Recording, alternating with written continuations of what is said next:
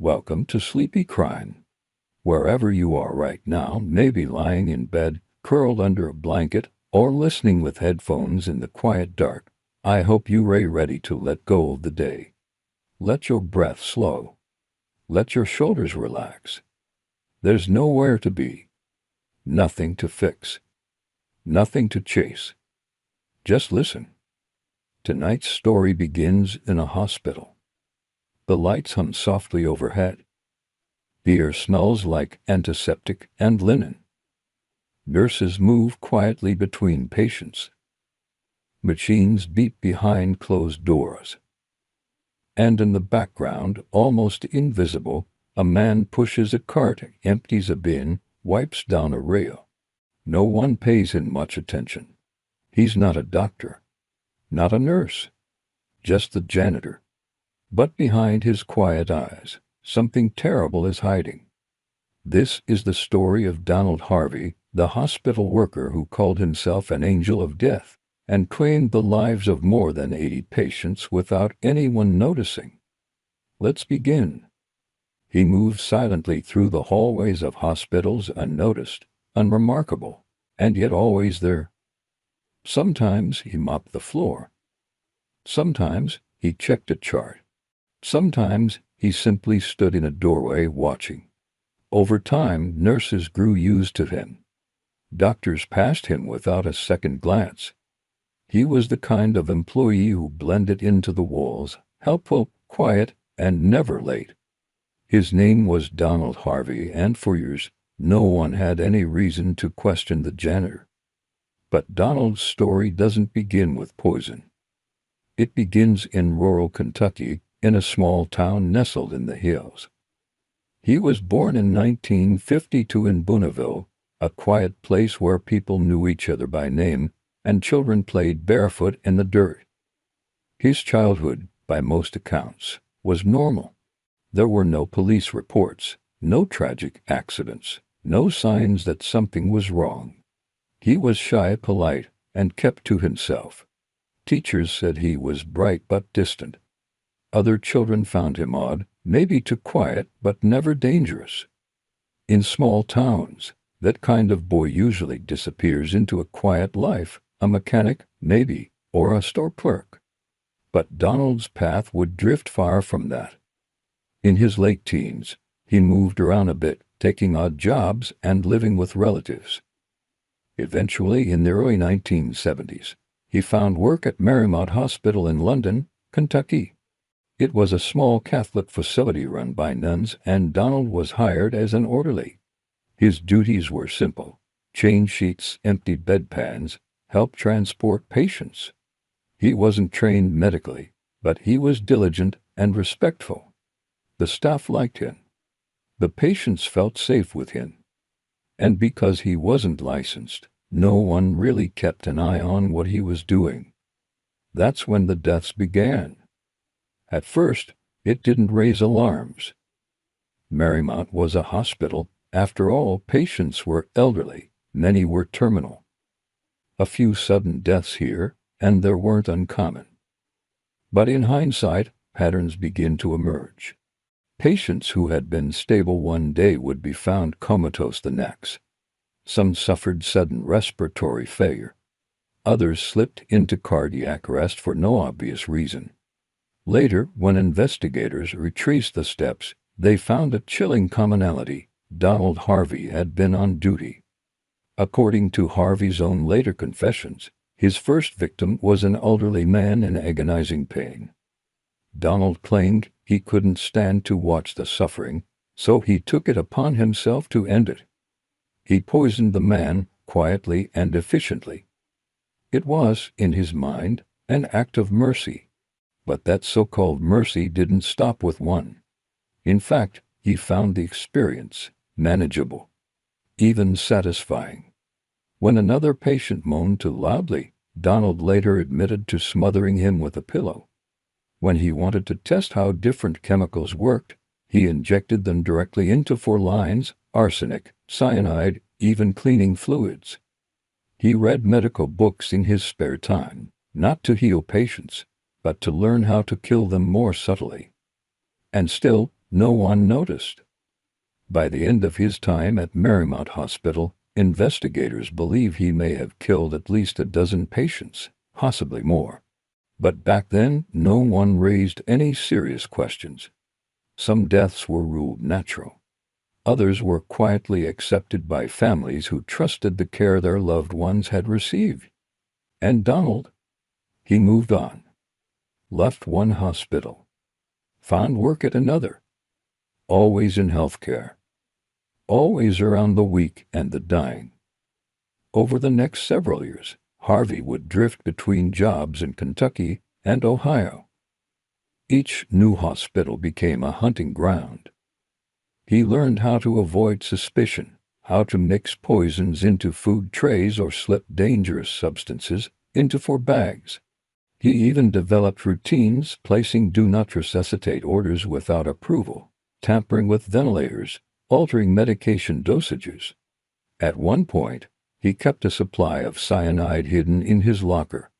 And yet, with every new facility, he was welcomed up, trusted, promoted for being reliable and thorough.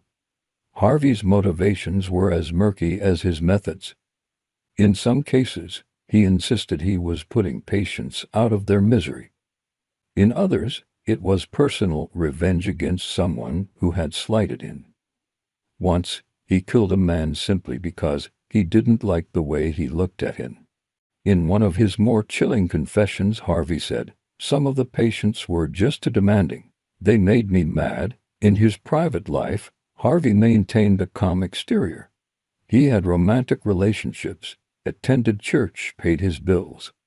His neighbors thought he was mild-mannered. Friends described him as quiet and polite. But beneath that surface, he was keeping track of his crimes in journals, notebooks, and even on index cards. He listed the names of his victims, the methods he used, and the dates he took their lives. It became a private obsession, a record of power and control. He was proud of what he had done, not ashamed. By the time the 1980s arrived, Harvey had killed dozens of people.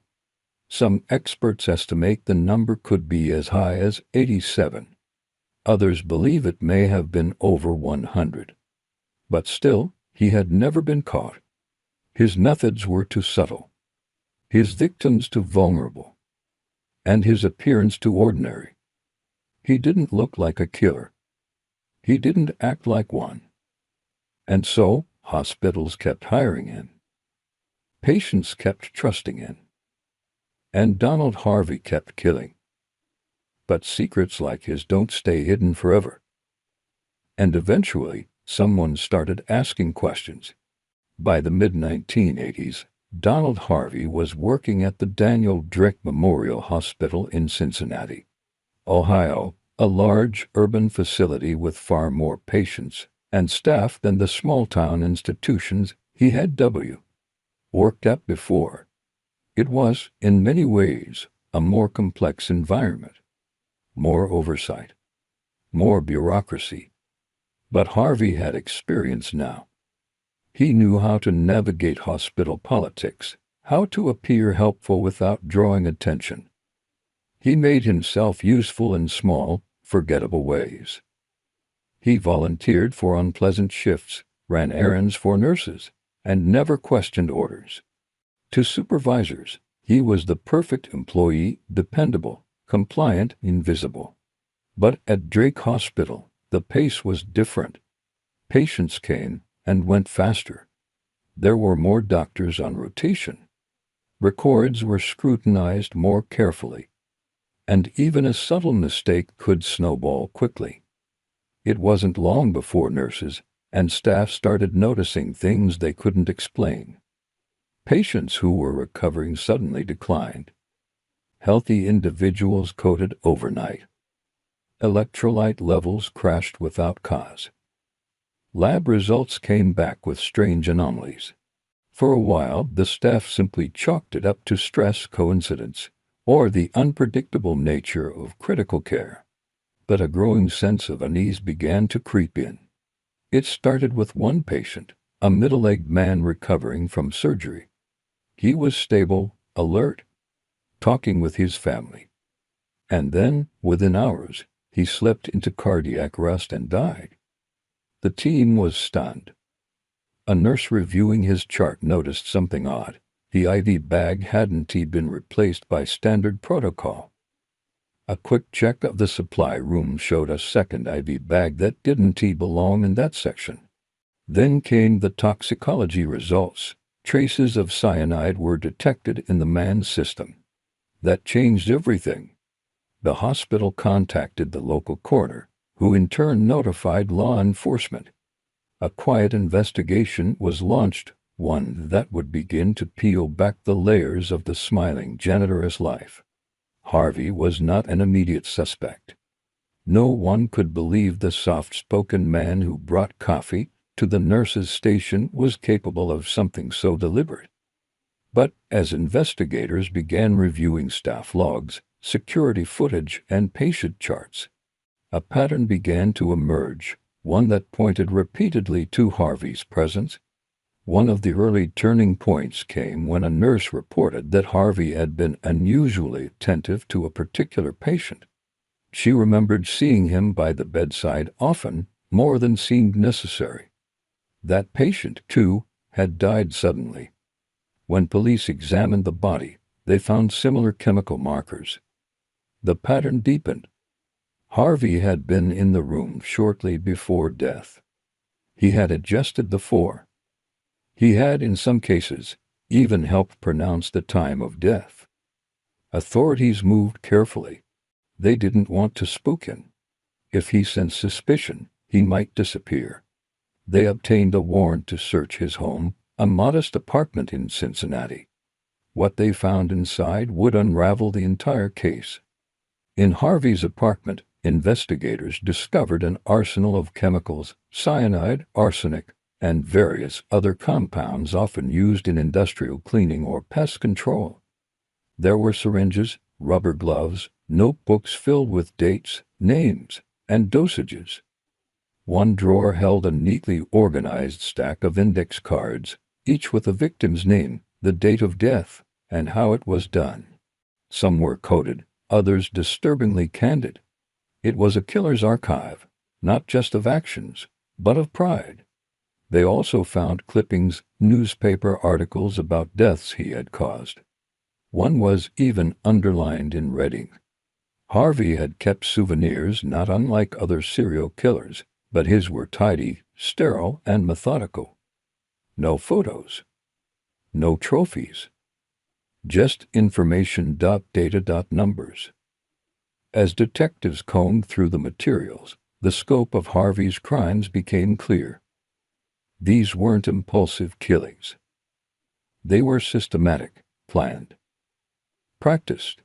He knew which patients to target: the elderly, the terminal, the difficult. People whose deaths wouldn't raise alarms. People already close to the end. He used the hospital as his hunting ground, and the trust placed in him as his camouflage. When confronted, Harvey didn't resist. In fact, he was eerily calm. He answered questions with a flat tone. He confessed to some murders within the first hour of questioning. And over the days that followed, the number of victims kept rising. 10, 20, 50. He told investigators he had lost count. Some he remembered in detail. Others he described vaguely: a man in his 70s, heart failure, sometime in 81. He spoke as if discussing paperwork. There was no anger, no sadness, no remorse. When asked why he did it, Harvey offered multiple explanations. Sometimes he said he was ending suffering. Sometimes it was revenge. One patient had spit on him.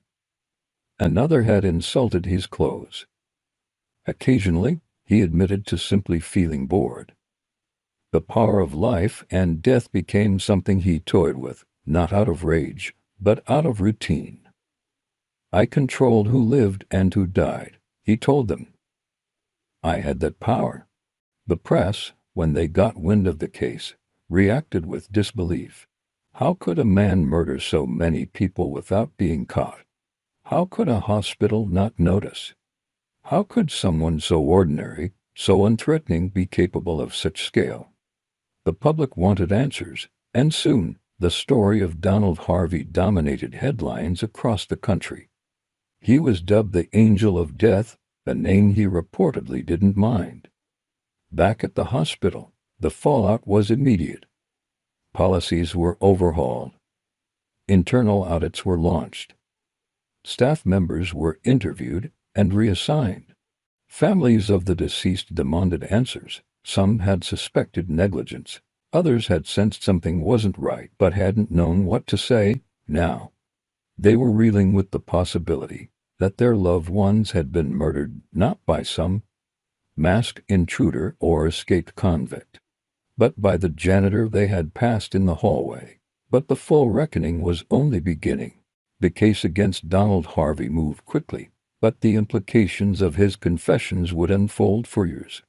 After the initial wave of shock wore off, authorities were left with the daunting task of sorting through dozens, possibly hundreds, of suspicious deaths. Each one had to be examined, medical records pulled, toxicology results reviewed, surviving staff interviewed. The numbers were staggering. Some estimates claimed Harvey had taken as many as 87 lives.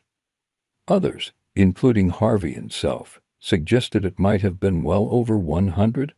But even with a confirmed count far lower, the horror was the same. Each life represented a moment of trust betrayed, a patient who had been vulnerable and afraid, and a hospital that had failed to protect them. In the days following his arrest, Harvey spoke to police with unnerving ease. There was no struggle to get information. He talked plainly, almost conversationally, about how he chose his victims and what methods he used. He explained which poisons worked quickly and which were harder to detect. He described how he manipulated hospital procedures, signing fake do not resuscitate orders, altering charts, bypassing medication logs. It was like speaking to a technician, not a killer. In some cases, he even seemed to correct investigators when they misunderstood the details. He wasn't boastful, exactly, but he was confident. He knew what he had done, and he remembered it all. During his interviews, Harvey gave varying reasons for his actions. Some were rooted in twisted logic, putting people out of their misery, sparing families prolonged suffering. But many others were far more petty. He described killing one man because the patient had soiled his bed repeatedly. Another was murdered because he moaned too loudly. He admitted to killing a roommate he disliked in his apartment building by poisoning the man's food. At one point, he even tampered with the brake lines on a car after a disagreement, leading to a deadly crash. There was no single motive, no overarching ideology. Donald Harvey killed because he could. Because he had access. Because it was easy. And because, once he started, it became part of his routine. The media, once the story broke, seized on every grisly detail. Headlines labeled him a monster, a predator hiding in plain sight. News programs recounted his crimes with grim fascination, and every new revelation deepened the sense of horror. People were terrified, not because Harvey was a hulking figure of violence, but because he was so ordinary. He looked like someone you'd pass at the grocery store. Someone you might trust with your grandmother's care. That was the real fear, the idea that someone so bland, so forgettable, could be so dangerous. Harvey's trial was brief, mostly because he chose to plead guilty. In exchange for avoiding the death penalty, he confessed to dozens of murders and agreed to life in prison. In total, he was convicted of 37 murders, although investigators believed the true number was far higher. The courtroom was quiet during sentencing. Family members of the victims sat in stunned silence. Some wept. Others stared forward motionless, trying to process what they were hearing. The judge called Harvey's crimes the worst in Ohio history and expressed disbelief that such acts could be committed without detection for so long. When given a chance to speak, Harvey offered little. He expressed no sorrow, no apology, only a flat, measured acknowledgement of his actions. "I'm sorry for what I've done," he said, "but I can't change it now." His voice was steady. No cracks. No emotion. It was as if he were reading from a script he had prepared in his mind for years. Once sentenced, Harvey disappeared from the public eye, locked away in an Ohio prison to serve multiple consecutive life sentences. But his story continued to haunt the medical world. Hospitals across the country were forced to confront uncomfortable questions. How had so many deaths gone unnoticed? Why weren't protocols in place to detect sabotage or deliberate harm? Were there other Harveys still out there, quiet, unnoticed, slipping through the cracks of a massive healthcare system? For the families of his victims, the aftermath was devastating. Many had already mourned their loved ones once, believing their deaths were natural or inevitable. Now they had to grieve all over again, this time with the knowledge that their parents, siblings, or children had been murdered. Some tried to sue the hospitals involved. Others simply wanted answers. A few could not bear to reopen the wounds. One woman whose father died under Harvey's care told a reporter, "I don't know what hurts more, losing him or realizing I never got to say goodbye properly because someone decided it was his time." There were questions, too, about Harvey's mental state. Psychologists who evaluated him described him as intelligent, calculating, and deeply narcissistic. He didn't fit the classic mold of a serial killer. There was no impulsive rage, no sadistic glee. He didn't seek out attention or create elaborate fantasies. Instead, he killed with clinical precision, viewing people not as individuals but as variables. Some speculated that he suffered from antisocial personality disorder. Others argued that he was simply evil. But Harvey himself seemed indifferent to such labels. In interviews, he described his crimes with an eerie detachment. "It became a habit," he said in one televised statement. "I got used to it." What made Donald Harvey especially chilling was that he weaponized trust. Patients believed they were in safe hands. Doctors believed their charts were accurate. Families believed their loved ones were being cared for. And through it all, Harvey exploited that faith to quietly, methodically end lives. He didn't need to chase his victims. They came to him. They welcomed him. And he smiled as he took their lives, one after another, for 17 long years. Even in prison, Harvey's story continued to draw attention. Occasionally, he granted interviews, always with the same flat tone, always surrounded by the same questions. But for the most part, he faded into the background, just as he had always done. A quiet man. A hospital worker. A murder. In the years following his conviction, Donald Harvey settled into life at the Toledo Correctional Institution in Ohio. He became, in many ways, the same figure he had always been: quiet, observant, easy to overlook. Other inmates rarely spoke to him. Guards had few problems with him. He wasn't combative, didn't draw attention, didn't play into the sensationalism that the outside world had projected onto his name. He had never craved the spotlight. Even in prison, surrounded by men who often measured status in violence or infamy, Harvey remained on the periphery. He read, he kept to himself, and he waited. Still, his presence lingered beyond the prison walls. In medical circles, his case became a cautionary tale. Hospitals across the country revisited their hiring practices, tightened internal controls, and reassessed how much authority was given to non-clinical staff. Workshops were developed around recognizing patterns of unusual deaths. Nurses were trained to notice subtle signs of tampering or falsified records. In ethics courses, Harvey's case was discussed as an example of institutional failure, not because there weren't clues, but because no one connected them for so long. And yet, within the facility where he now lived out his days, Harvey remained unremarkable. He grew older. He began to show signs of physical decline, chronic illness, fatigue, the long wear of years spent behind bars. He occasionally interacted with medical staff, but never spoke about the past. He showed no outward bitterness, no attempts to justify or defend what he had done. According to prison records, he rarely received visitors. There was no one on the outside advocating for him. No appeals. No efforts to revisit the case. There were moments, however, when his presence stirred unease. Some corrections officers admitted later that they didn't like being alone in a room with him. Not because they feared he would lash out, he never had, but because of the stillness he carried. The sense that he was always calculating, always listening.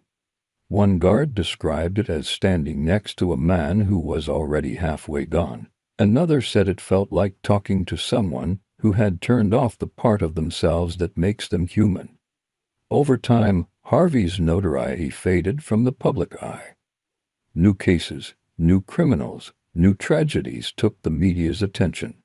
But for those who had studied his story, investigators, journalists, students of criminal psychology, the details remain haunting. His notebook filled with names and dosages. The calm in his voice as he described mixing poisons into food trays. The methodical way he had chosen his victims. Not impulsively. Not out of madness. But because he could. Because no one stopped him. In prison, he occasionally responded to interview requests, though rarely in depth. When he did speak, he answered questions with the same clinical detachment he had shown in court. He didn't deny anything. He didn't seem to relive it, either.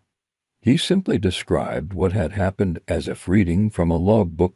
Dates, chemicals, causes of death, but never names, never faces, never grief. What set Harvey apart wasn't just the scale of his crimes, but the setting, a hospital, a place built around trust and care.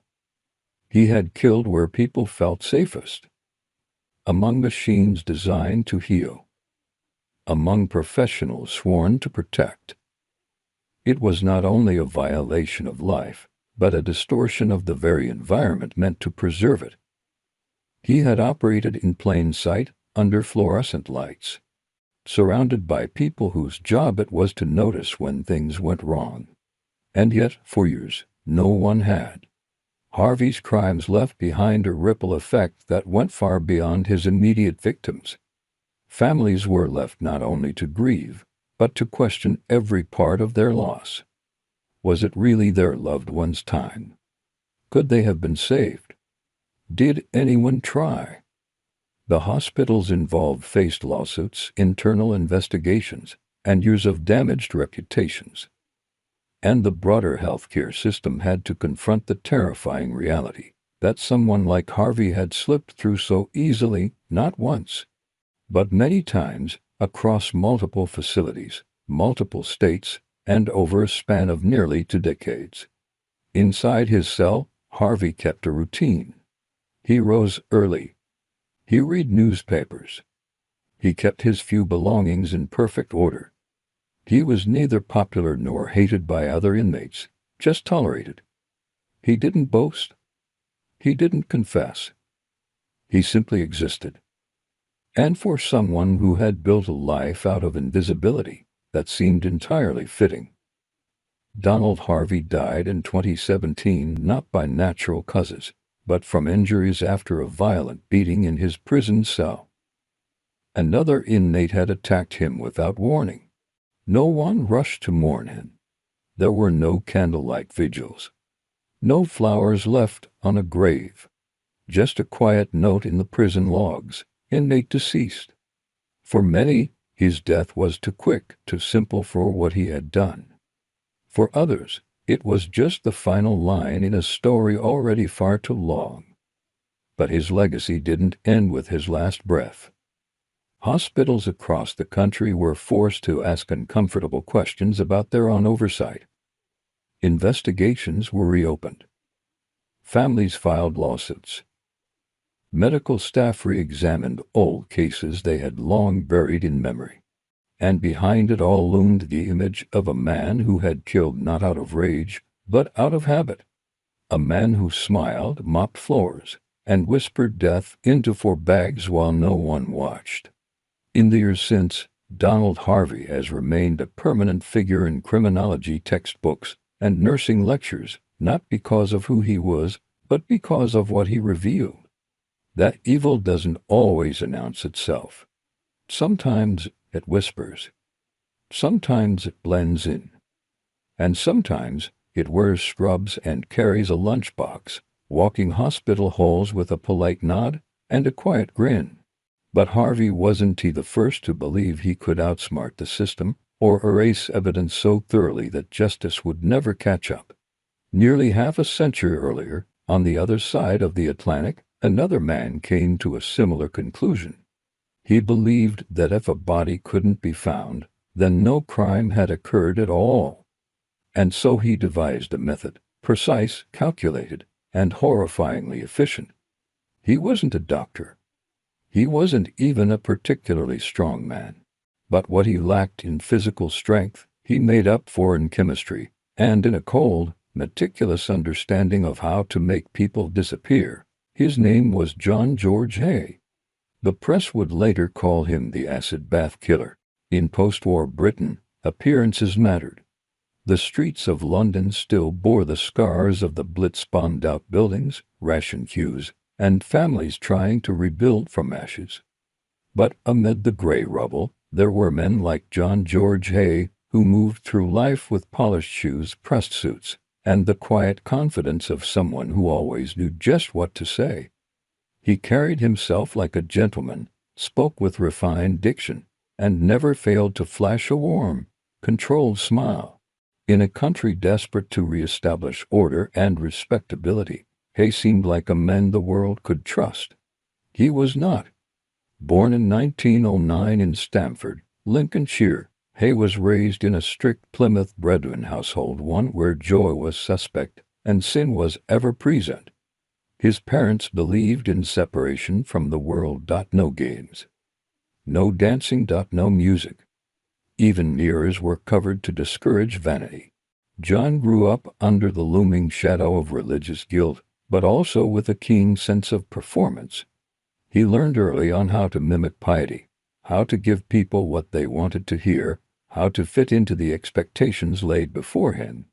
And as he entered adulthood, he traded one form of illusion for another. He became a conman. Not the brutish, sloppy kind. Haigh's schemes were quiet, clever, and carried out with almost theatrical finesse. Forged documents.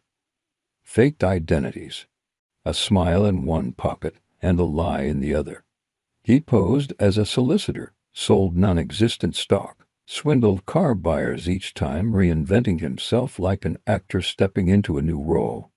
When he was eventually caught and sentenced to several years in prison, he used the time not to repent, but to study. And one idea took root during those quiet prison nights: if there was no body, there could be no conviction. That idea would become his philosophy. And his downfall.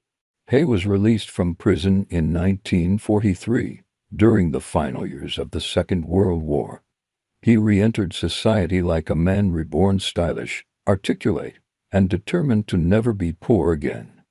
He rented a modest workshop in Sussex, told people he was an engineer or inventor, and began building a very specific sort of laboratory. He purchased barrels, gloves, and concentrated sulfuric acid. He studied its reactions with organic matter. He noted the times, the temperatures, the residue. This wasn't madness. It was logistics. In 1944, He reconnected with an older acquaintance named William McSwan. The two had met years earlier, when Haigh worked as a chauffeur for McSwan's wealthy family. They drank together, played snooker, laughed like old friends. McSwan had money, property, a life Haigh envied. And on a quiet summer evening in June, Haigh lured him into the basement of his workshop under the pretense of discussing business. There, with cold efficiency, he struck McSwan on the back of the head with a lead pipe. No drama. No shouting. Just a single blow. Then he placed the body into a large drum and poured in the acid. Over the next few days, the remains dissolved flesh, bone, everything, leaving only a black, greasy sludge. Haigh poured it down a drain behind the workshop. He cleaned up, dusted off his coat, and stepped back into the world like nothing had happened. He then began collecting McSwan's income, pretending to be managing his affairs while William was supposedly traveling abroad. No one questioned it. Haigh was well-dressed up, polite, confident. The perfect liar in a time when people still trusted a firm handshake and a polished accent. But he wasn't finished, because the money would eventually run out. And Haigh had found a solution he believed to be perfect.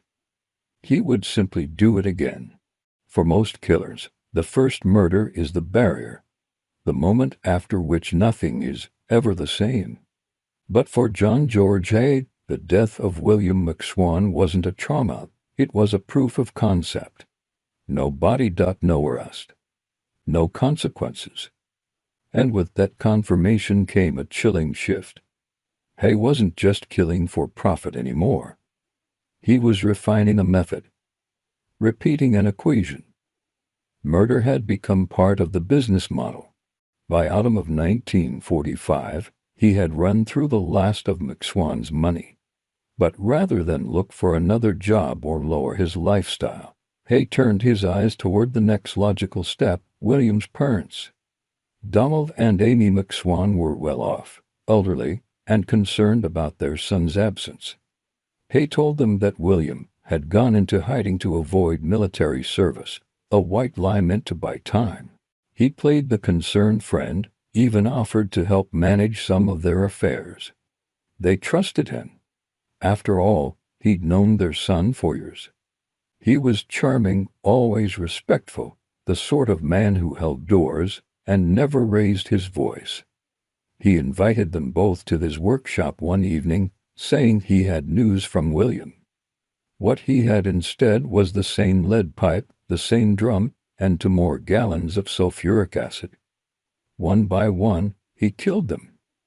Without struggle. Without sound. And once their remains were gone, he assumed control of their property, signing documents, forging letters, collecting rent from their tenants.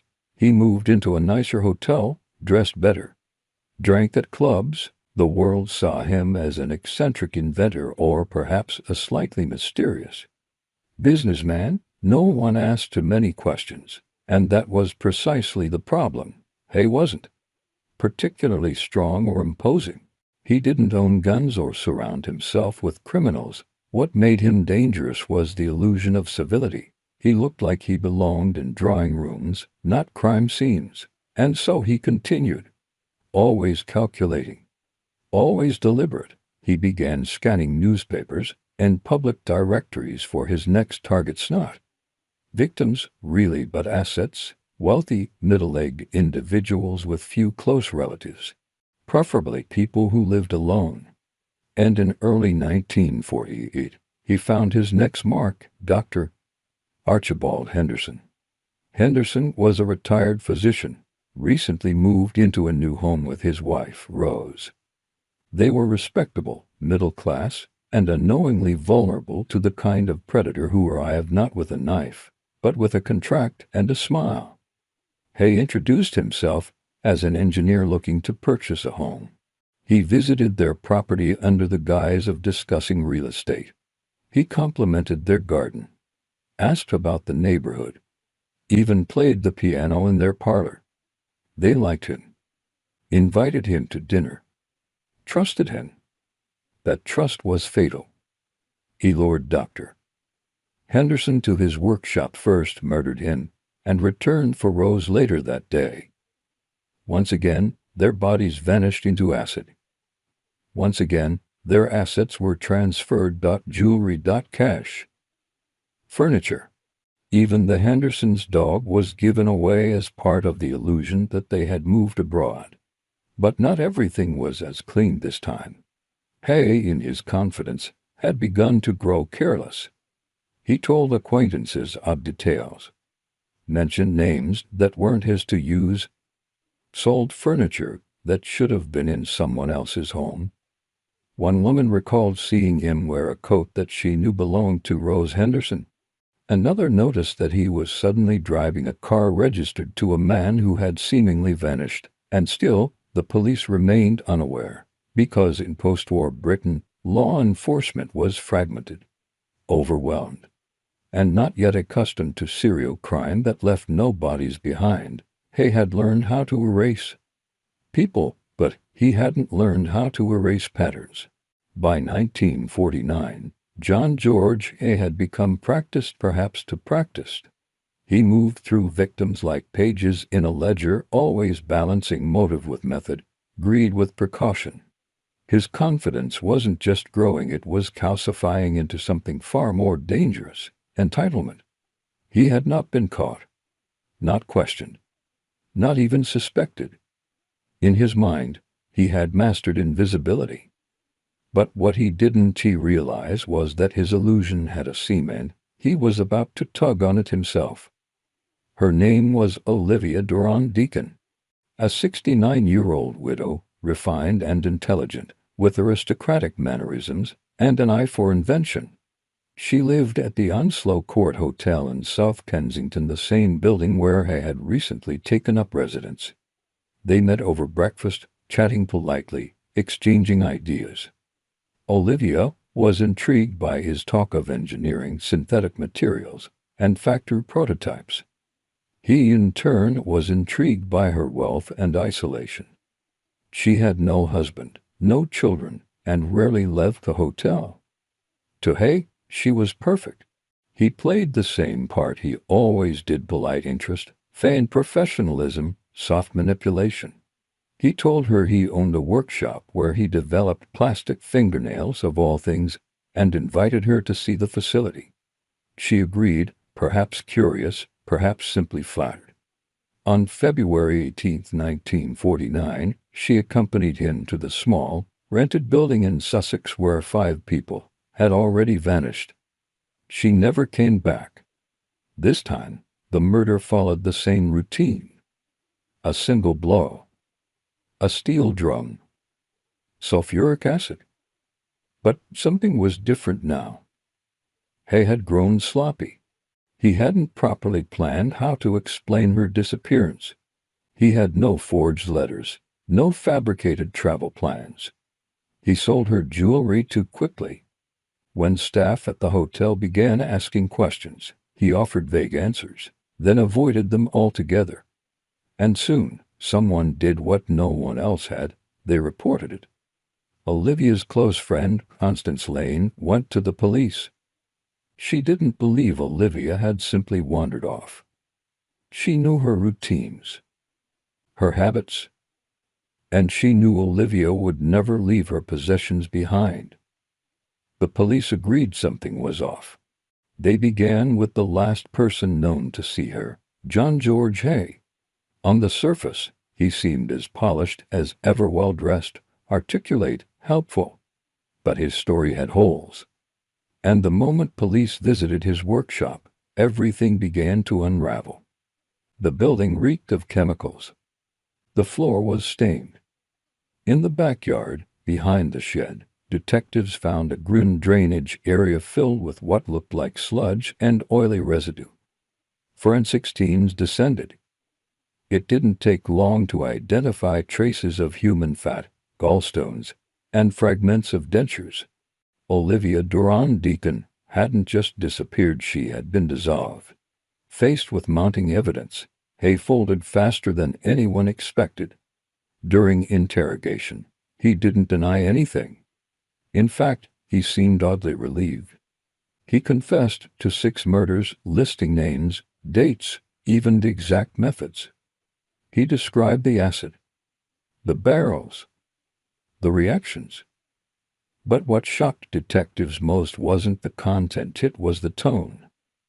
He spoke calmly, like a man recounting recipes. No remorse. No emotion. He believed that because he had destroyed the bodies, he had covered his tracks. His misunderstanding of the law was almost childlike. He thought that without a corpse, there could be no conviction. He was wrong. The police didn't need a full body. They had evidence, teeth, bone fragments, witnesses. And soon they had a full public confession. The illusion of the clever gentleman had collapsed. The man who wore bow ties and smiled for strangers was now just a killer in a cell stripped of polish but still disturbingly composed. His trial was set. And for the first time, all of Britain would hear the story of what he had done laid out in full. In the place he thought he'd never end up. A courtroom. The trial of John George Haigh began on July 18, 1949, at Lewes Assizes. From the moment the courtroom doors opened, it became a national spectacle. Reporters packed the gallery. Sketch artists captured his every expression. Curious citizens lined up outside just to get a glimpse of the man who had made people vanish into barrels of acid. Inside, Haigh sat in the dock looking composed, even mildly amused, wearing a dark suit, hands neatly folded. He appeared more like a professor awaiting a lecture than a man on trial for 6 murders. The prosecution didn't need theatrics. Their case was meticulous and methodical. They presented fragments of bone, pieces of dentures, human fat found at the crime scene, and the unmistakable presence of gallstones, something that, as they explained, couldn't be dissolved even by sulfuric acid. They brought in forensic scientists to explain the chemical reactions. They detailed the financial frauds that followed each disappearance. Most damning of all was Haigh's own confession, which laid out the sequence of events with almost clinical precision. But the defense had a strategy. They would argue insanity. Haigh claimed that he had dreams, visions of blood-filled rooms, crucifixions, and voices telling him to kill. He said he was haunted by urges he couldn't control, that the murders weren't about greed but about satisfying something dark and primal. His defense team brought in psychiatrists. They painted him as a man out of touch with reality, a man gripped by psychosis. Haigh, for his part, played along, calmly, persuasively, almost too smoothly. But the jury wasn't convinced. They saw a man who had forged documents, transferred property, and cleaned up crime scenes with careful, deliberate action. A man who had studied acid reactions, rented a workshop, and committed murders not in moments of frenzy, but with premeditation and profit. His planning wasn't the product of madness, it was the product of cold calculation. The deliberation took barely minutes. On August 10, 1949, the jury returned a unanimous verdict, guilty of murder. Haigh was sentenced to death by hanging. He accepted the sentence without protest.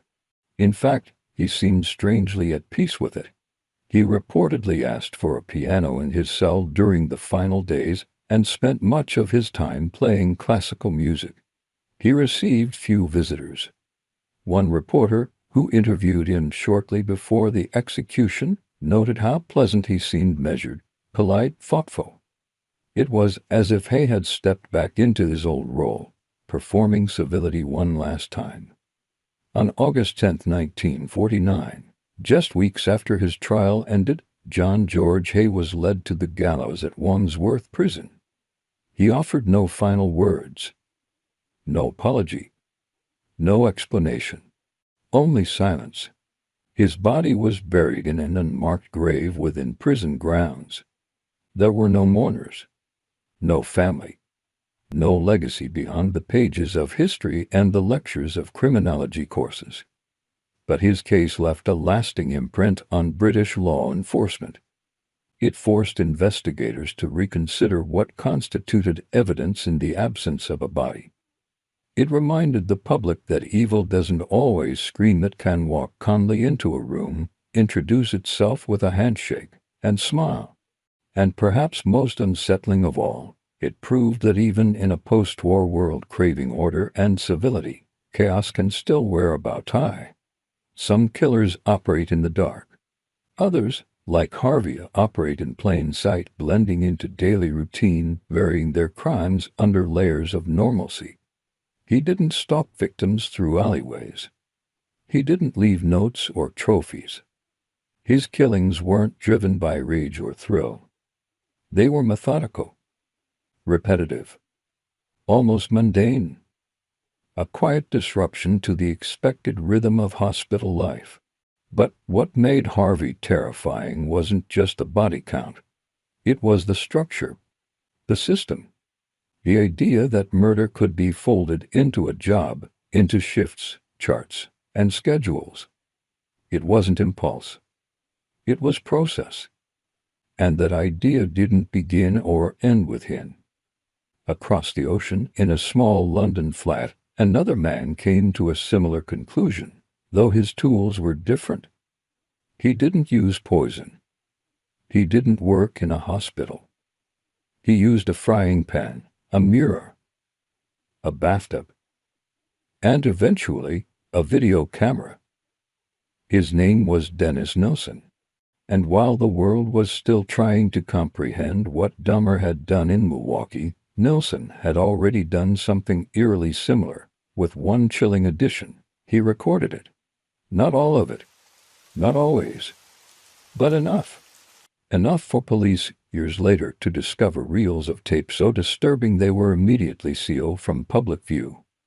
Enough for investigators to admit that, despite having the footage, they could barely bring themselves to watch it.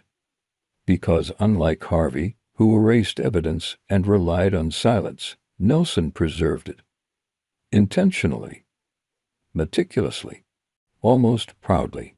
Dennis Nilsen lived in a second-floor apartment on Cranley Gardens in Muswell Hill, a quiet, respectable neighborhood in North London. From the outside, the building looked like any other in the area: clean brick walls, neatly painted trim, a street lined with hedges, and orderly driveways. It was the kind of place where neighbors nodded politely, kept to themselves, and assumed everyone else was doing just fine. Nilsen fit into that world with disarming ease. He dressed conservatively, worked a government job, fed his dog, casually discussed politics with the man upstairs. No one suspected that behind his door, the atmosphere was far from ordinary. The interior of his flat was small and neat. Books stacked in order. Magazines in careful piles. Furniture slightly outdated but clean. The living room doubled as a dining area, the bathroom just large enough for a standing shower. But what no one could see from the pavement outside was that the drain beneath that shower had repeatedly clogged, not with hair, not with soap buildup, but with something far more sinister. And it was this inconvenience, this plumbing complaint, that would eventually unlock the horror Nilsen had been hiding for years. Long before the police arrived, though long before the headlines and courtroom sketches, Nilsen was simply a man with rituals. He would visit local pubs, drink quietly, observe. Sometimes he would talk. His tone was soft, almost kind. He wasn't charming in the way people imagine serial killers to be, not magnetic or flirtatious, but there was something calm about him. Measured men, often younger and more vulnerable, gravitated toward him. Some were homeless. Some were lonely. Some were just looking for a meal and a place to stay for the night. Nilsen offered them food, warmth, safety. And they followed him home. What they didn't know was that once inside his apartment, once the door shut behind them, They had entered a space that operated on different rules. Nilsen's murders weren't explosive. There were no screens, no chases, no weapons drawn in panic. He killed quietly, usually while his victims slept or moments after offering them a drink. He used cords, bare hands, or in some cases, simply sat beside them until they stopped breathing. And then, disturbingly, the real ritual began. He would bake the bodies, pose them, speak to them, sleep near them, even days after their deaths. Sometimes he'd watch TV with them propped in a chair beside him. In other cases, he would sit silently for hours, smoking, staring into space, the corpse only a few feet away. He wasn't trying to hide them, not right away. In his own words, he couldn't let go. He didn't want to be alone. But then came decomposition. The snow. The plumbing problems. The neighbors' complaints. And eventually, the need to dispose of what remained. Unlike other killers who sought to eliminate evidence immediately, Nilsen acted only when necessity forced his hand. And when he did so with shocking detachment. Dismemberment wasn't frantic or sloppy. It was procedural, a method, a pattern. Some remains were flushed. Others boiled. Some stored in bags for weeks at a time. And during all of it, he sometimes filmed. Not for pleasure in the traditional sense, at least not outwardly, but to document, to remember, to preserve, like a man keeping a diary of the parts of life he didn't want to forget. Except in his case, those parts were people. For years, this routine continued uninterrupted. And every morning Nilsen walked his dog, nodded to neighbors, and went to work like nothing had happened. By early 1983, the residents of 23 Cranley Gardens were growing frustrated. The water pressure had become unreliable. The drains emitted a foul, chemical stench that seemed to linger even when windows were opened and bleach was poured liberally down sinks. It wasn't the first time the plumbing had acted up, but this time it felt different, thicker, heavier. Like something foreign was forcing its way through old iron pipes that were never designed to handle such burdens. Nilsen had complained too, but always with feigned concern, suggesting that perhaps the building was simply showing its age. Eventually, the landlord sent in a plumber. His name was Michael Catron, and he was used to unpleasant jobs, but nothing quite like what he encountered in the drain outside Nilsen's flat. As he opened the access cover and probed the pipe, a thick, fleshy blockage emerged. It didn't look like typical waste. It was pale, gelatinous, strangely intact. At first, Catron assumed it was some kind of animal fat or kitchen waste improperly disposed of. Disgusting, but not unusual. He collected a small sample in a bag and made a note to return in the morning. But that night, something gnawed at him. The texture, the shape, the faint trace of hair. The next morning, he contacted his supervisor and insisted they notify the police. When officers arrived, they examined the sample and agreed it didn't look like food waste. They sent it to a forensic pathologist who confirmed what Catron had suspected but hadn't dared to say aloud. The material wasn't animal. It was human. That same evening, police knocked on the door of flat 23D. Dennis Nilsen answered without hesitation. He was polite, cooperative. When asked about the blockage, he shrugged and gestured toward the bathroom. "It's been a problem," he said flatly. The officers asked if they could look around. Nilsen didn't object. As they stepped inside, the odor hit them first, not overpowering, but distinct. A blend of decay, mildew, and something less identifiable. Something that stuck in the back of the throat. It didn't take long. In a wardrobe, they found plastic bags. Inside the bags, they found limbs, a torso, a human head. The flat wasn't just a crime scene. It was a storage unit for the dead. Calmly, without resistance, Nilsen turned to the detectives and spoke in a low voice. "It's a long story," he said. "I'll tell you everything." And he did. Over the course of hours, then days, Nilsen unraveled the details of his crimes with disturbing clarity. He admitted to killing 15 men, maybe more. He couldn't be sure. Some he remembered by name. Others only by vague details: a tattoo, a particular accent, a pair of shoes left by the bed.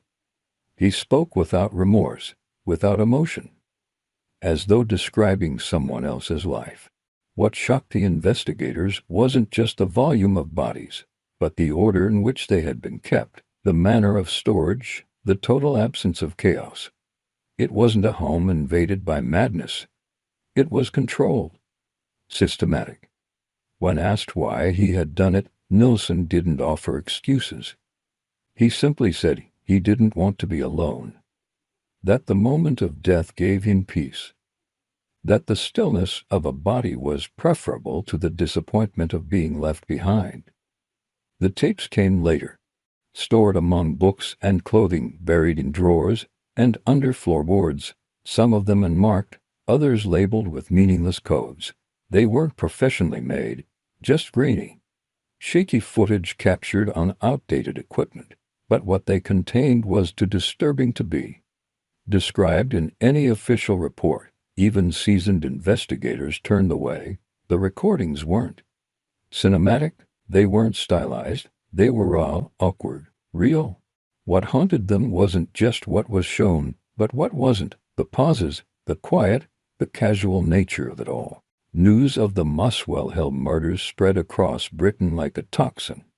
Headlines screamed in bold type: "Monster in Muswell Hill, House of Horrors, 15 dead." But no amount of tabloid drama could fully capture what the public was struggling to process. This wasn't a secluded farmhouse. It wasn't the act of a cult or a gang. It was a second-floor flat in North London, surrounded by respectable homes, office workers, elderly couples, and schoolchildren.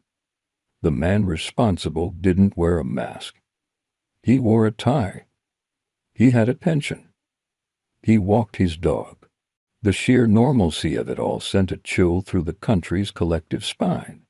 In the weeks that followed, the British press obsessed over the case. Sketch artists filled newspapers with depictions of Nilsen's victims, many of whom remained unnamed.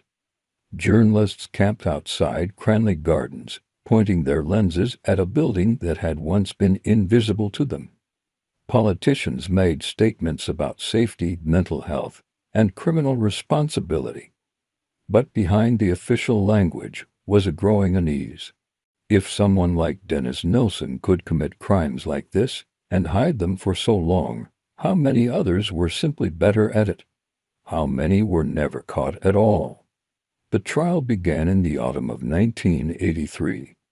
Nilsen pled not guilty to 6 counts of murder and 2 of attempted murder, though he never denied the killings themselves. The legal strategy hinged not on his actions, but on his mental state. His defense argued diminished responsibility, that Nilsen was not fully sane and therefore not fully accountable. Psychiatrists testified. So did investigators.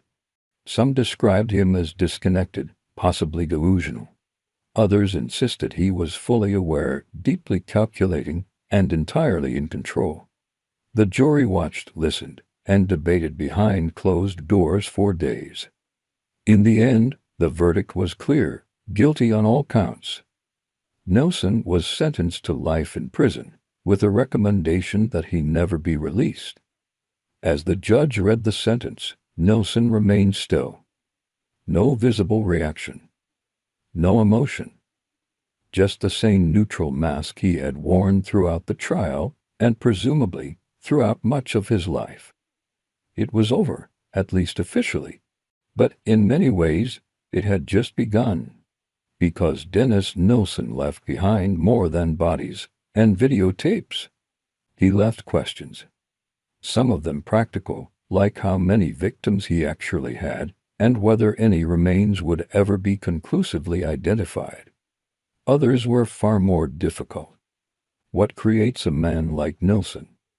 How does someone become capable of such sustained, intimate violence, and yet still function as a coworker, a tenant, a neighbor? Was it loneliness? Repression? A mental fracture too deep to see? Or something colder, a lack of empathy so complete it simply mimicked human behavior, without ever truly feeling it? In time, Nilsen would grant interviews.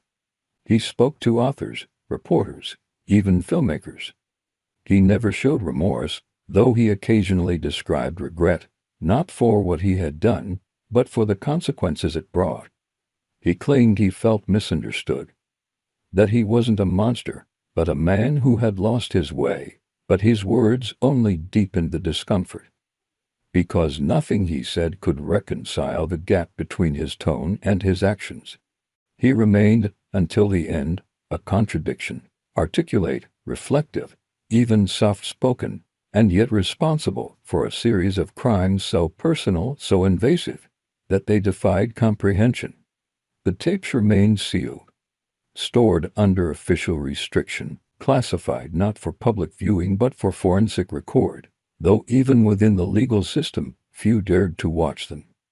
They were said to show fragments of Nilsen's interactions. The aftermath. The rituals.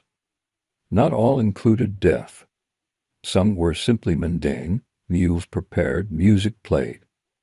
But that was perhaps what made them worse.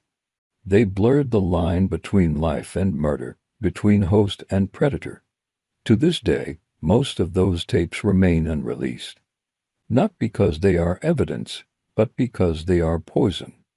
Dennis Nilsen spent the remainder of his life behind bars, first at Wormwood Scrubs, then transferred to Full Sutton, and eventually to HMP Maximum Security in York.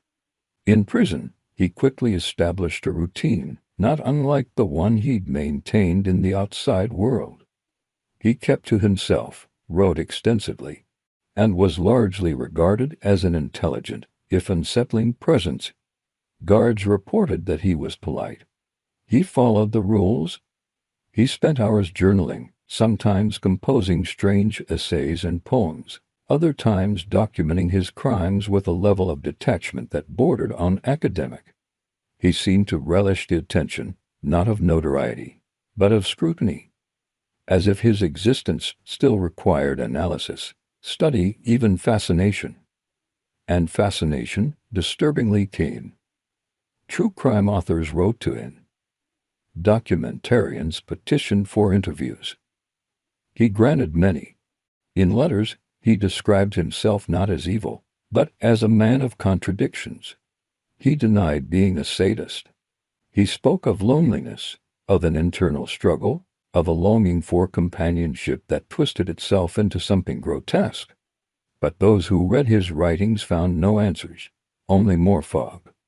His narratives changed. Sometimes he claimed to remember every victim. Other times he insisted the details had blurred. His words were full of language, but empty of meaning. Like the man himself, technically present, spiritually absent. Outside prison walls, the case continued to haunt Britain. Every few years, a new generation rediscovered the story. Journalists revisited the crime scene. Podcasts explored the psychology. And always in the background, there was the knowledge that Nilsen had documented some of it, with a camera. The tapes became mythic, almost folkloric in their horror. No official body has ever released them. Most who have seen them refuse to speak. The few descriptions that surfaced spoke not of gore, but of atmosphere, the ordinary turned monstrous. An image of a man cooking dinner while a body lay wrapped behind him. A quiet evening with soft music and something unspoken in the corner of the frame. Nilsen died in 2018 at the age of 72. The cause was a pulmonary embolism, following complications from abdominal surgery. He was cremated with no ceremony, No family in attendance, no final words read aloud. The ashes were not claimed. There were no headlines shouting his name this time. Just a short note in the prison system. Death of inmate. Case closed. But his shadow remains. For all the studies, the books, the televised analyses, no one has ever truly explained Nilsen. He did not fit easily into the categories forensic psychologists rely on. He was not driven by overt hatred, nor by psychosexual rage. His crimes were not impulsive, but choreographed. Not expressive, but methodical. He killed not in the heat of passion, but in the cold of routine. And afterward, he lived with the bodies, not out of panic, but out of choice. That's what still disturbs people today. The idea that someone could end a life, then calmly make tea. That someone could film themselves walking across a room where a corpse lay hidden, and not flinch. That a person so seemingly forgettable could carry out such sustained, organized cruelty, and yet be surrounded by people who never suspected a thing. Dennis Nilsen didn't just kill. He documented. He labeled. He archived. His apartment was not a crime scene. It was a catalog. And that is what remains most chilling. Because the tapes are still locked away. The words are still recorded. The camera was turned on. And someone pressed record, not in panic, but in preparation. Not to remember, but to relive. Dennis Nilsen died as he lived, quietly, without spectacle. No public statements, no mourners, no attempt at legacy. His ashes were unclaimed, his tapes remained sealed, and his crimes left behind more discomfort than answers. But in the end, he became something of a lesson. A reminder that evil doesn't always roar. Sometimes it speaks gently, prepares tea, and keeps a journal. That a man can walk among us unnoticed, polite, mundane, while hiding unthinkable horrors in plain sight. And perhaps that's the part that stayed with people the most. The quietness of it all.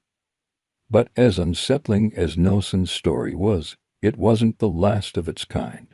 Because a few years later, in another part of the country, in another ordinary neighborhood, a different man, just as quiet, just as overlooked, began keeping a record of his own.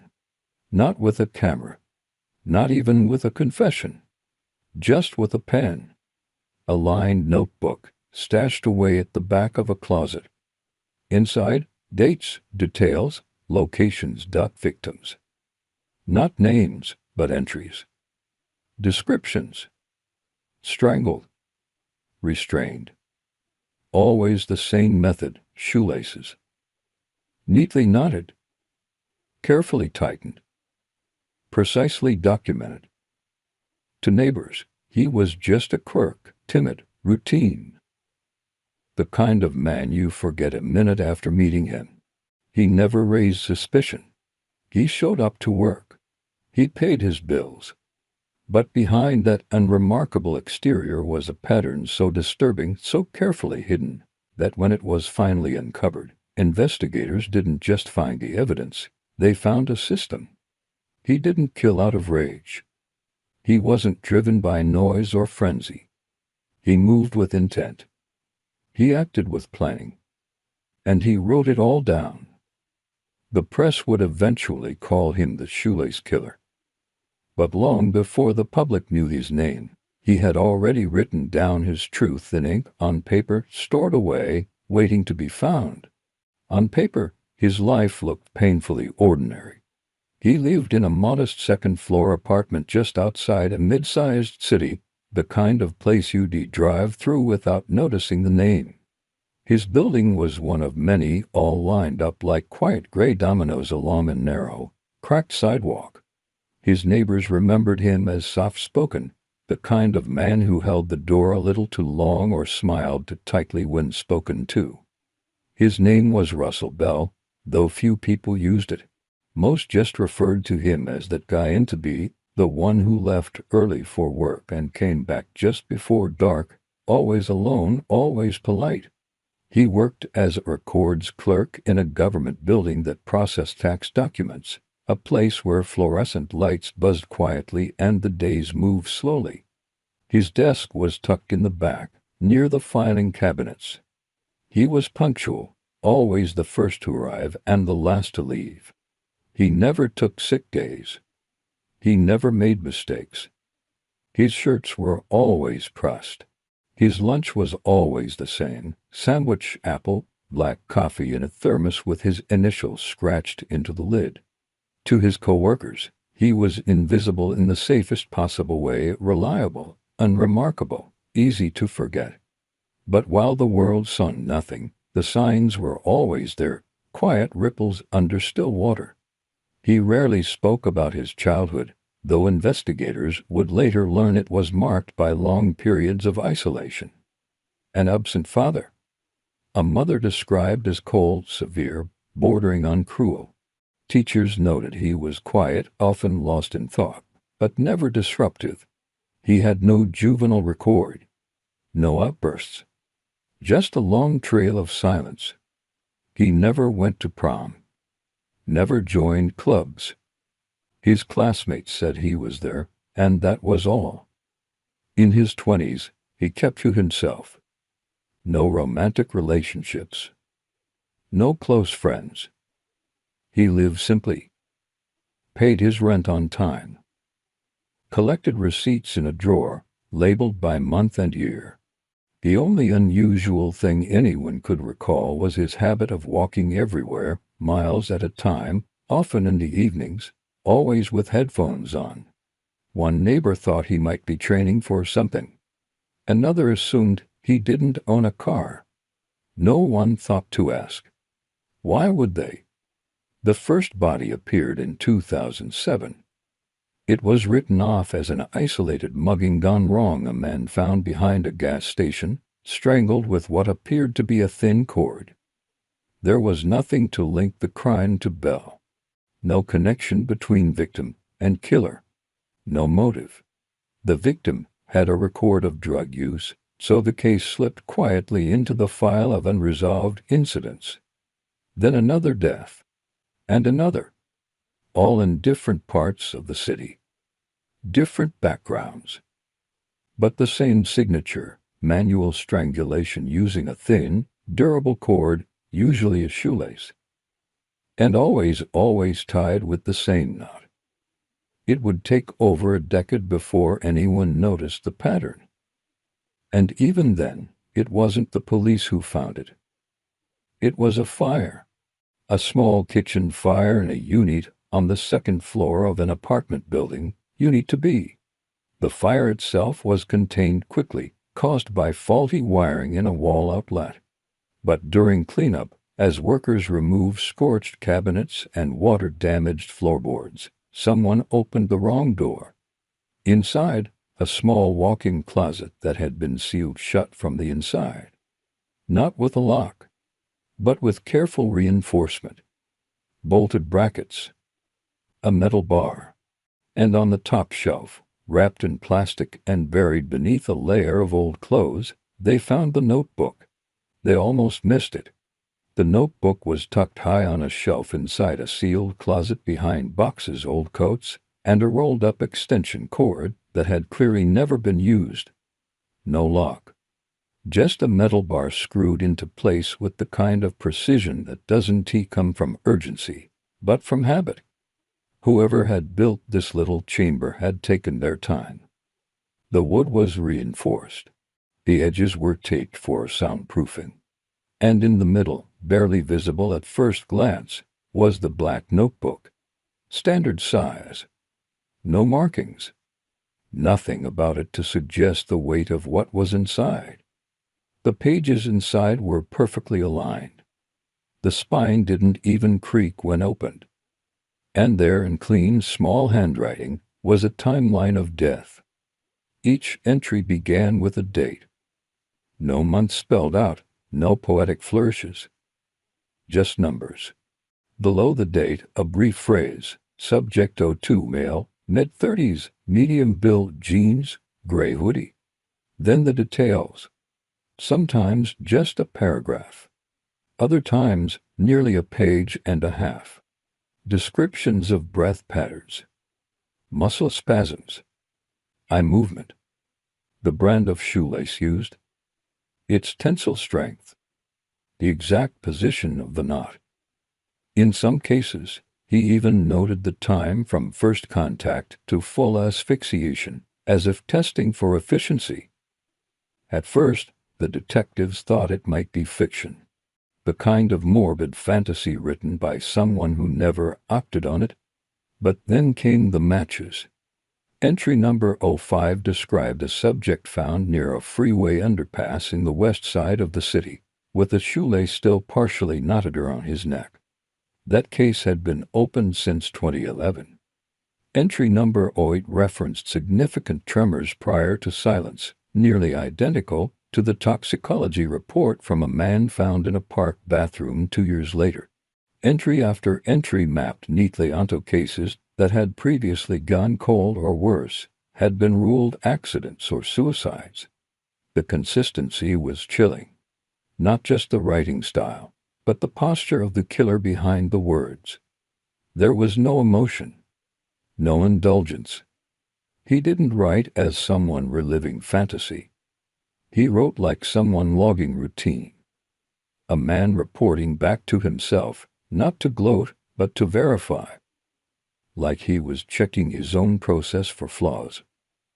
Every victim was catalogued not by name but by behavior, not by personality, but by how they reacted. One entry described a subject who fought back. Subject 13, significant resistance. Delay noted. Not ideal. Another simply read, subject 20, and responsive. Process smooth. Tension held. That last phrase, tension held, repeated throughout the book, would later become the phrase investigators used to refer to Bell's method. It was never strangled or killed, it was always tension held, as if the entire act boiled down to physics. Not murder. Not violence. Just sustained pressure over time. Controlled. Clean. As detectives combed through the rest of his apartment, they found more supporting evidence, though none as damning as the notebook. In the kitchen drawer, 5 unopened packs of identical black shoelaces. In a storage bin beneath his bed, gloves, wipes, folded tarps, rolls of plastic. All meticulously clean. All unused. All labeled. One detective, a 20-year veteran, later said that walking through Bella's apartment was like walking through the inside of someone's mind, a mind that valued preparation above all else. But it was the notebook that anchored the case, that made everything real. And as they flipped through the final pages, the structure never wavered. The last full entry was dated 6 months before the fire. Subject 27, no resistance. Perfect weather. Parked car. Tension held. After that, nothing. Dozens of blank pages. But even those felt intentional. As if the story had ended exactly where he wanted it to. There was no suicide note. No manifesto. No clear reason why he stopped, if he had. But by the time investigators stepped back and looked at the full picture, the truth became difficult to deny. Russell Bell had been documenting his murders for over a decade. And the only reason anyone ever found out was because of a faulty kitchen outlet. Without that fire, the notebook might have stayed sealed in that closet forever. And the man who wrote it, the quiet clerk who walked the same route to work every morning, nodded politely to neighbors, and lined his sock drawer by color and season, might have gone on cataloging his darkness in silence, until the pages ran out. When authorities finally began pulling on the threads of Russell Bell's past, they weren't expecting much. He had no criminal record, no history of violence, no documented psychological treatment. On the surface, he was a man who barely left a trace. But like all patterns, his life started to take on a shape when examined closely, and when viewed in reverse, the outlines of something much darker began to emerge. He was born in 1974 in a small, economically declining town in Ohio, the kind of place that was once supported by a factory or mine and had been slowly drying out ever since. His mother, Elaine Bell, had worked as a receptionist at a dental clinic. She was known for her punctuality, her stiff posture, and her icy tone. His father, Harold, had left when Russell was 6. No one remembered exactly why, only that he never came back, and his name was rarely spoken in the Bell household again. Russell, the only child, quickly learned to keep to himself. There were no birthday parties, no childhood friends that stayed in touch, no youthful photos left on the mantel. Even in the earliest school records, teachers described him with words like quiet, withdrawn, focused. He wasn't disruptive. He just wasn't there. At home, routine was everything. Breakfast at 7 o'clock. Homework at 4:30. Silence during meals. Television only on weekends. His mother was precise, almost militantly so. If he left his shoes slightly askew in the hallway, they'd be lined up by the time he returned, and he'd receive a quiet but firm warning. If a drawer was left open, it was slammed shut. Nothing was chaotic in that house. And slowly, that same rigidity crept into Russell's personality. He began organizing his closet by fabric type, not just color. He developed habits that bordered on obsessive, folding his socks with military symmetry, boiling eggs to exactly 7 minutes, wiping doorknobs 3 times before bed. Some called him disciplined, others odd, but no one ever suspected what lay beneath. In high school, he stayed on the fringe. He didn't join any clubs. He didn't date. He never caused trouble, never skipped class, and never showed any sign of emotional volatility. But classmates remembered something else: his drawings. In the margins of notebooks, on the backs of handouts, Russell had a habit of sketching knots. Not just doodles, but intricate diagrams of loops, coils, and lashings, labeled with technical names: clove hitch, double fisherman's constrictor. He could tie them behind his back, with gloves, in seconds. One teacher joked he should become a sailor. Russell didn't laugh. He simply replied, "Knots are the only things that never lie." That comment stayed with her for years.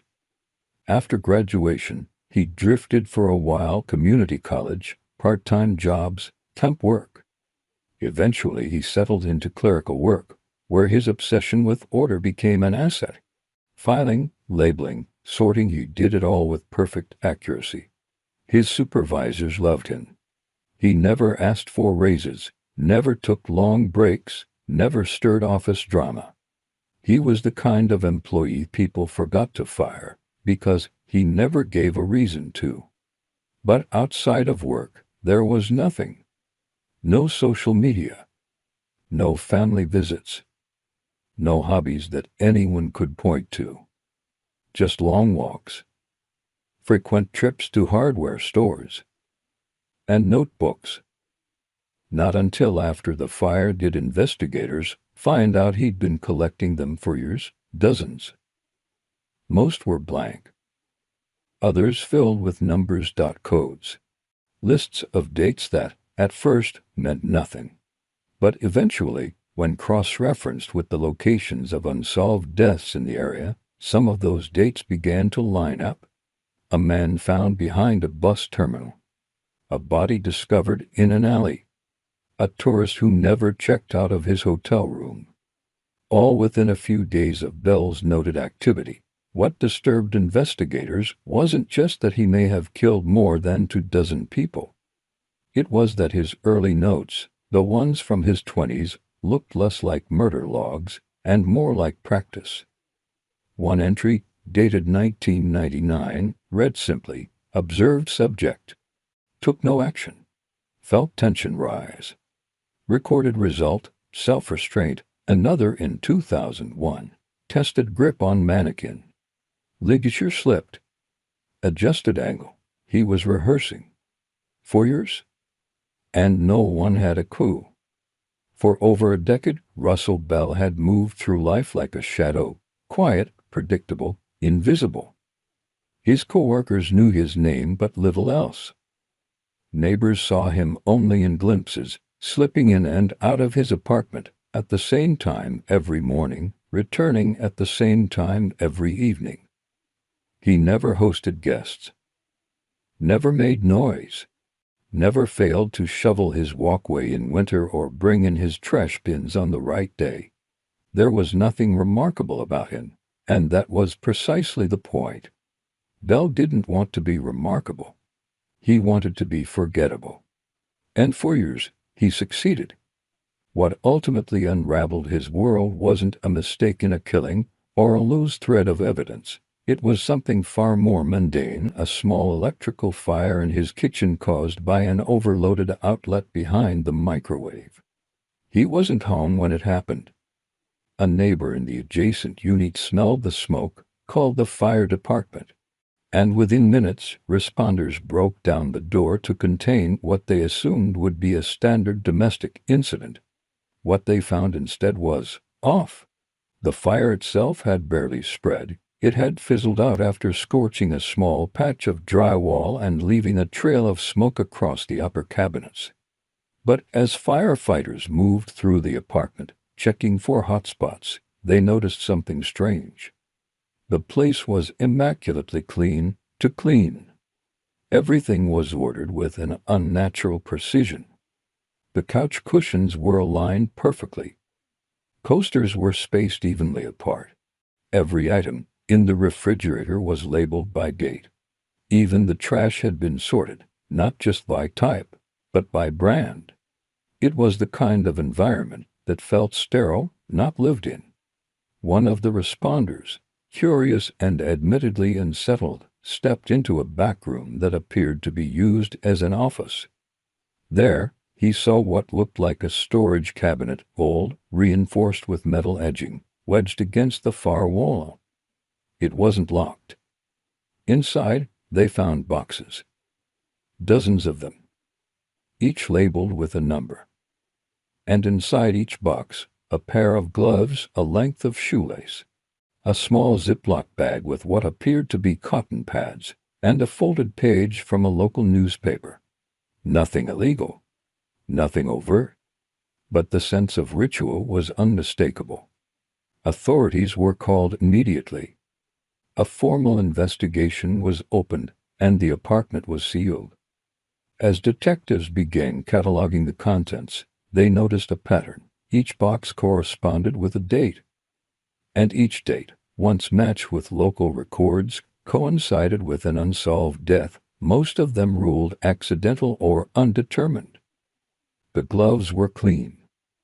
The laces were unused.